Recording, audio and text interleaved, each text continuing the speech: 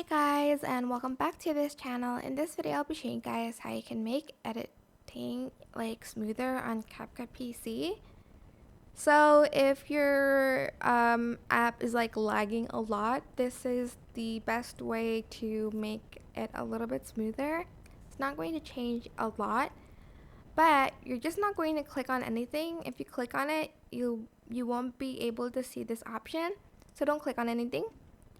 Go to modify, go to performance, and enable proxy.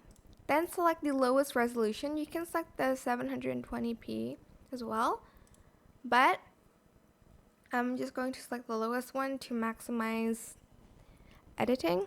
Then press save. Your video will look less high quality, but editing will be smoother, and it's not going to affect your video once you've exported it. So I hope this tutorial was helpful for you guys. Don't forget to like, comment, share, and also subscribe to this channel if you haven't done that already. If you have any questions, just leave it in the comment section down below and I'll try my best to answer them all for you guys. And if you found this video helpful, please click the thanks button above the description box down below. Thank you so much for watching. Bye!